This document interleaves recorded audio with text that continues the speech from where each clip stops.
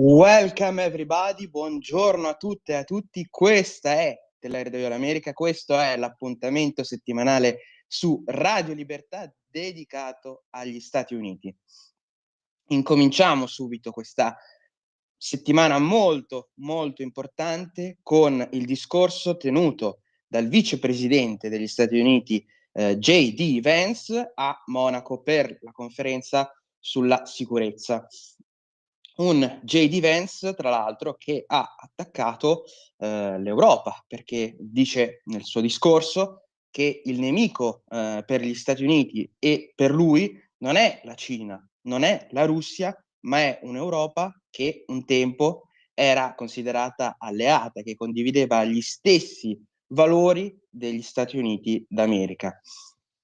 Ovviamente J.D. Vance in questo caso intende dire che proprio la ritirata, diciamo, il modo in cui l'Europa sta cercando di allontanarsi dalla presidenza Trump, non tanto per volontà di indipendenza economica e politica, ma per una differenza, tra l'altro, con una sola amministrazione. È un problema grave anche perché gli Stati Uniti, ovviamente, per la propria politica internazionale, hanno bisogno di alleati sicuri e forti. Proprio con un J.D. Vance, tra l'altro, che dice che un Donald Trump, che appunto ha diverse vedute rispetto ai tanti leader europei che erano seduti lì davanti a lui, ma che non vuole distruggere la democrazia e che J.D. Vance parla proprio di come i leader europei non debbano però aver paura anche dei loro elettori, perché gli Stati Uniti non possono, tra l'altro, aiutare leader che sono così sfiduciati dal proprio popolo, con media, quindi con giornali che sono stati chiusi, con addirittura avete visto quello che è successo in Romania, con elezioni che vengono cancellate, che vengono revocate.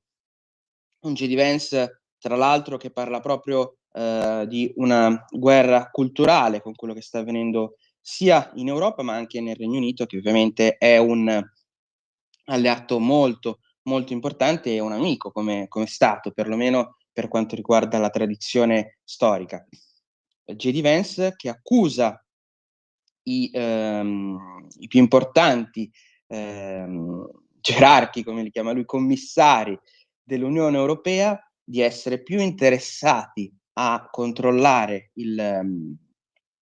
la libertà di parola piuttosto che imporre, piuttosto che provvedere una, una buona dose di sicurezza nazionale per i propri cittadini.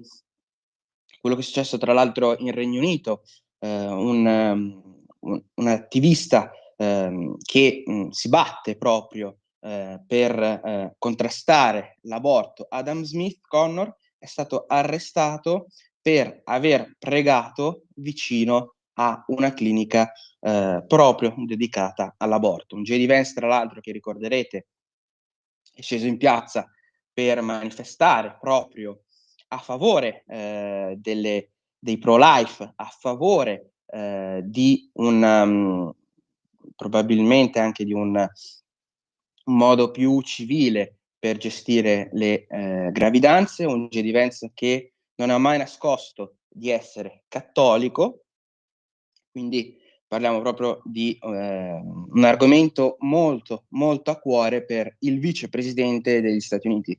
E infatti ha parlato anche della decisione della Corte Suprema in Romania per quello che è avvenuto a novembre, come dicevo in precedenza, dove un candidato della destra rumena ha avuto la propria possibilità di andare al governo negata proprio dal potere alla fine giudiziario. Non è possibile, secondo J.D. Vance, vedere le corti europee cancellare le elezioni e i propri rappresentanti, i propri funzionari più importanti minacciare di cancellare altre elezioni successive. Non è questo il modo migliore per approcciare la politica, secondo J.D. Vance, e gli standard per i propri cittadini deve essere molto più alto, giustamente. Ha attaccato anche l'alto livello di immigrazione e quello che viene trattato e come viene trattata l'immigrazione in Europa. Ha parlato proprio di come invece Donald Trump ha gestito il tema, che è molto, molto importante sia in Europa sia proprio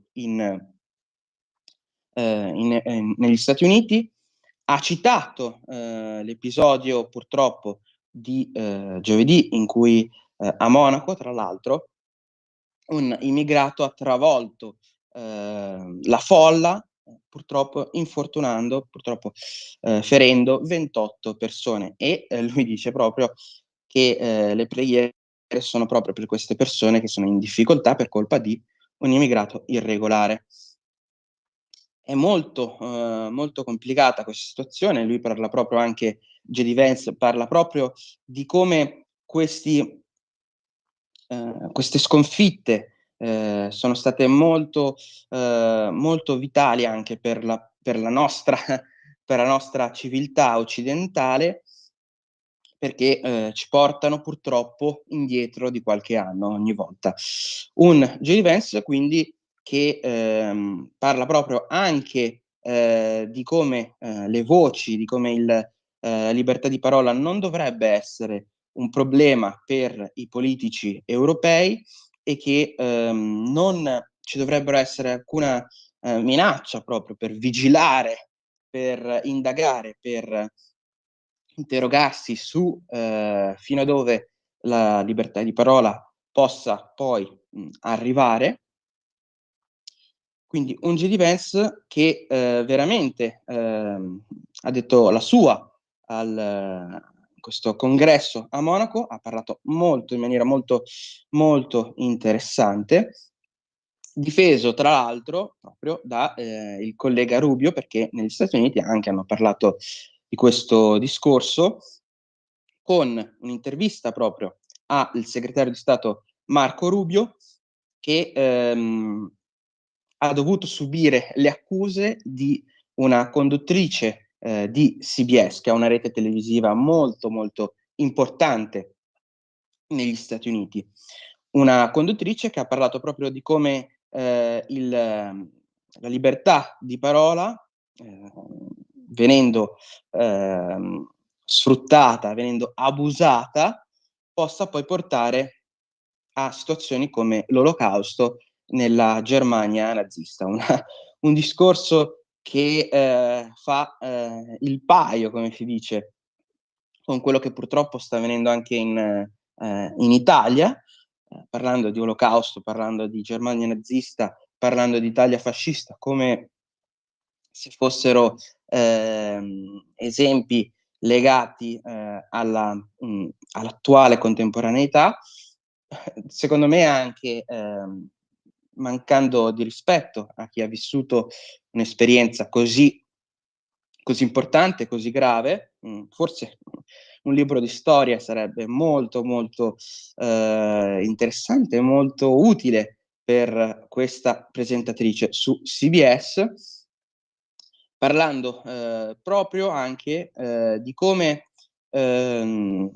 di quello che è avvenuto poi nel congresso ha provocato Marco Rubio, dicendo: ma cosa abbiamo ottenuto con questo discorso, oltre che irritare i nostri alleati europei? E parlando proprio di come gli alleati europei sembra che abbiano un approccio totalitario proprio contro la libertà di parola. Ma Marco Rubio ha semplicemente risposto dicendo: perché i nostri alleati dovrebbero essere irritati quando semplicemente si dà la propria opinione. È importante il congresso che è avvenuto a Monaco, perché bisogna confrontarsi fra democrazie, e quindi è giusto parlare anche e cercare anche di provocare i propri alleati per avere uno standard migliore in futuro, dato che il vicepresidente J.D. Vance ha visitato poi tra l'altro anche i campi di concentramento di Dachau prima della conferenza, mi sembra mi sembra anche per questo è importante cercare di togliere questa retorica su il regime autoritario nazista, anche perché, come dice Marco Rubio qui, la Germania nazista non aveva alcuna libertà di parola, non vi era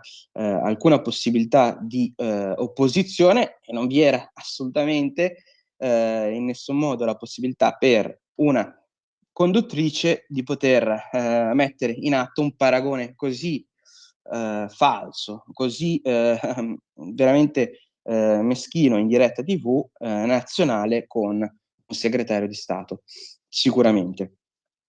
Andando avanti con le notizie, perché non esiste purtroppo solo la conferenza di Monaco per tutti gli eventi che sono avvenuti negli Stati Uniti e non, l'amministratore delegato di Nissan probabilmente sta pensando anche di trasferire le fabbriche e quindi la produzione della propria compagnia all'interno degli Stati Uniti e fuori dallo Stato messicano, mettendo anche quindi in difficoltà il Messico, ma è importante per gli Stati Uniti perché ovviamente quando si parla di soldi, quando si parla anche di posti di lavoro, non ci sono amori, non ci sono alleati. Parliamo anche di una decisione di spostare la produzione all'interno dello Stato americano perché? Perché i tanti dazi e i potenti dazi che ha messo Donald Trump alla fine stanno ottenendo gli effetti voluti dall'amministrazione repubblicana. Dei dazi che arrivano al 25% rispetto all'esportazione per quanto accade poi in Messico, dal Messico agli Stati Uniti. E l'amministratore delegato di Nissan parla proprio di come l'esportazione per gli Stati Uniti è veramente importante, quindi i dazi stanno mettendo in difficoltà l'economia aziendale. E questo cito Nissan, ma potrei citare tantissime altre aziende che probabilmente hanno lo stesso pensiero grazie ai dazi, grazie alle imposizioni di Donald Trump. È importante poi la questione anche delle fabbriche, perché in Messico purtroppo, non so se avete mai avuto l'opportunità di vedere documentari dedicati, ma le fabbriche in Messico hanno degli standard per i diritti umani veramente bassi e anche gli operai purtroppo vivono in condizioni fatiscenti, in condizioni veramente difficili e quindi mi spiace per i messicani che perderanno il lavoro, ma ripeto, non si fanno prigionieri quando si parla di cose, quando si parla di questioni così importanti. E intanto il Dipartimento dell'Immigrazione degli Stati Uniti ha aumentato in maniera significativa gli arresti all'interno del proprio territorio statunitense. Parliamo di un aumento di circa 137% rispetto all'ultimo anno di presidenza Biden, un Biden che aveva tra l'altro cercato di ottenere qualche voto, qualche appoggio politico con gli elettori, aumentando in minima parte però gli arresti. Invece l'amministrazione Trump ha dimostrato che è possibile aumentare arresti con immigrati irregolari. È successo ad esempio che è stato arrestato un importante membro della band della gang, scusate, venezuelana Tren de Agua, che era entrato all'interno dello Stato americano 10 volte in precedenza, in maniera ovviamente illegale, ma anche se fosse entrato in maniera legale, essendo un gangster, essendo un violento, è giusto che venga espulso.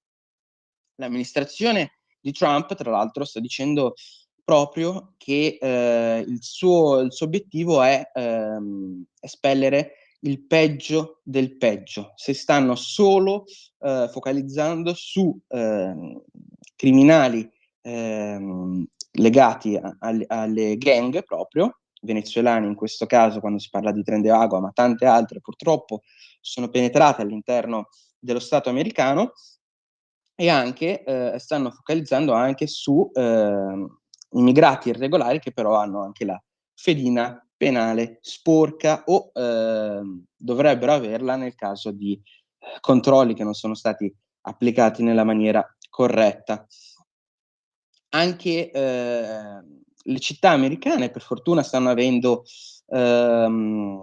dei riscontri per quanto riguarda l'immigrazione, per quanto riguarda Trump, con il rifugio dedicato proprio agli immigrati che a San Diego è stato chiuso. Purtroppo questo ha provocato il licenziamento di 100 impiegati, ma diciamo che l'impatto sull'economia americana era maggiore rispetto se dobbiamo fare i numeri da ragionieri, rispetto a 100 impiegati che potranno comunque provare ad avere un altro lavoro. Quindi un rifugio per gli immigrati che è stato chiuso a San Diego, un Trump, tra l'altro, che parla proprio dei dazi, che parla proprio delle tariffe con gli altri stati, diciamo, esteri. Parla proprio di come gli Stati Uniti debbano essere trattati nella maniera migliore possibile, nella maniera corretta, come dice proprio Donald Trump. Un Trump che non parla solo di tariffe o di sanzioni o di dazi solo per quanto riguarda i soldi, solo per quanto riguarda dazi monetari, ma ci sono tanti altri modi per arrivare alla soluzione che a Donald Trump e alla sua amministrazione possa sembrare poi utile per il proprio paese. È importante che le aziende capiscano, secondo Donald Trump, che possono costruire fabbriche, che possono costruire industrie, che possono costruire tutto quello che sia poi necessario per, ad esempio, le macchine o i chip o i semiconduttori proprio all'interno dello Stato americano. Quindi è un Donald Trump che vuole riottenere non solo la supremazia per quanto riguarda poi la costruzione di tutte questi accessori tecnologici e non, ma anche, è molto importante, anche il fatto che l'America sarebbe sommersa, come dice proprio Donald Trump, di posti di lavoro. Sono molto importanti la possibilità che tante di queste aziende possa poi ritornare all'interno degli Stati Uniti, non solo ovviamente per l'indotto economico, per i posti di lavoro, ma anche proprio per l'expertise, anche per il know-how, come viene chiamato attualmente, anche per questioni proprio di studio per quanto riguarda la tecnologia e la supremazia tecnologica degli Stati Uniti, dell'amministrazione Trump attualmente, ma anche delle future amministrazioni. Quindi secondo me sarebbe fondamentale per gli Stati Uniti una mossa di questo tipo, con un Donald Trump, tra l'altro, che continua ad avere anche vittorie per quanto riguarda le sue nomine, perché Robert Kennedy Jr. è stato nominato alla commissione per quanto riguarda la salute un Kennedy Jr. che appunto parla proprio della salute, parla proprio anche contro purtroppo i vaccini, nel senso che purtroppo, perché è un problema che forse non è abbastanza discusso, un Donald Trump che anche ha avuto la nomina, importante questa, del Dipartimento dell'Educazione Linda McMahon. Quindi parliamo di un'amministrazione Trump che riesce a compattarsi, che riesce anche a essere nominata quasi in toto, e quindi i piani sembrano proseguire verso la direzione, giusta o sbagliata che sia, ma dell'amministrazione di Trump. E con quest'ultima notizia il sottoscritto Matteo De Sio vi saluta, vi aspetto la prossima settimana sempre qui su